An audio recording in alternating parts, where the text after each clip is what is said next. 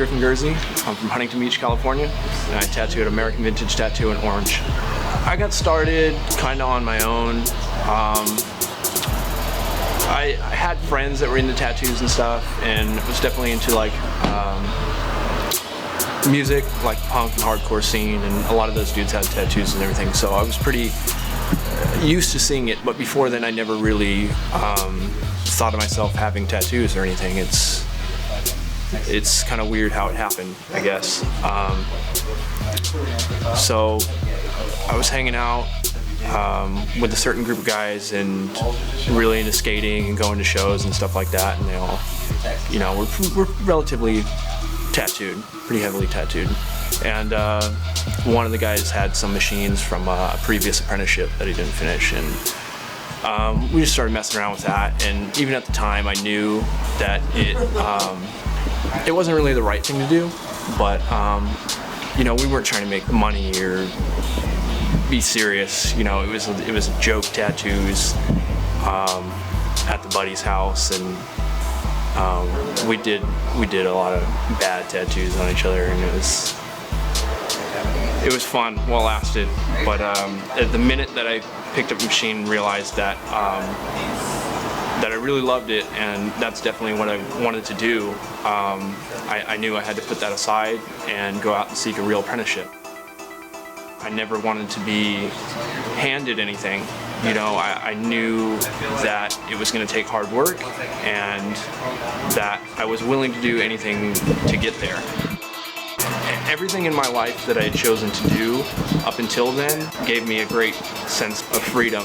You know, whether it be music or skateboarding, BMX or surfing.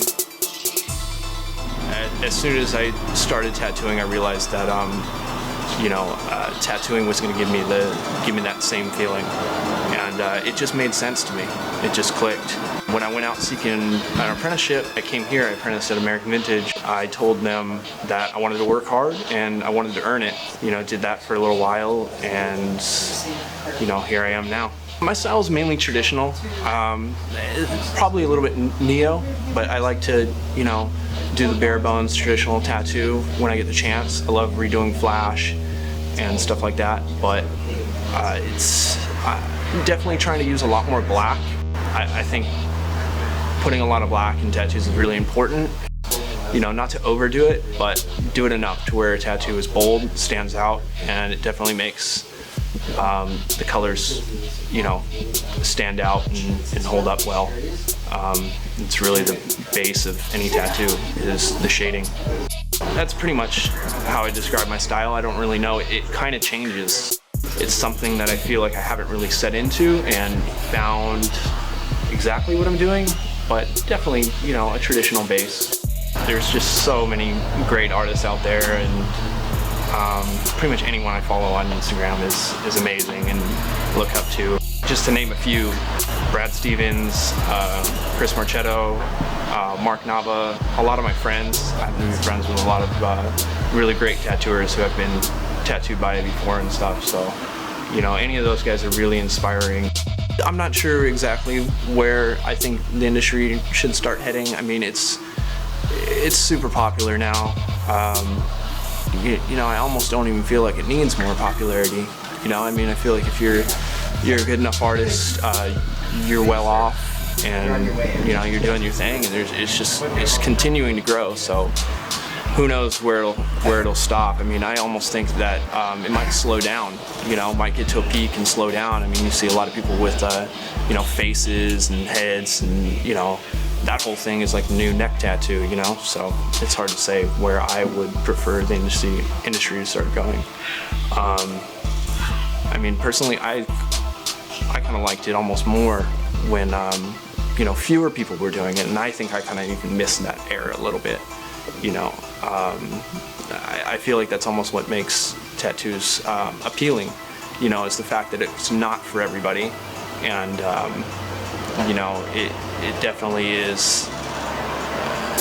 It's a bold statement. You know what I mean? Like, it's not something that you're gonna see, or you weren't going to see, you know, someone driving the Range Rover and taking their kids to school, you know, heavily tattooed. I mean, you see that now, but it always had that that like punk rock alternative feeling to me, and that's what really made me want to tattoo and get into it. So I mean, I like that part of the industry, you know, but it's hard to say because I feel like it's drifting so far from that. I'm not particularly sure where I want to take my tattooing. I mean, it's something that I stress on and think about all the time. I never stop thinking about tattooing. If I feel like I do, you know, something in a tattoo where I should have done something differently, I'll stress on it. Like, I'll think about it all night. You know, there's so many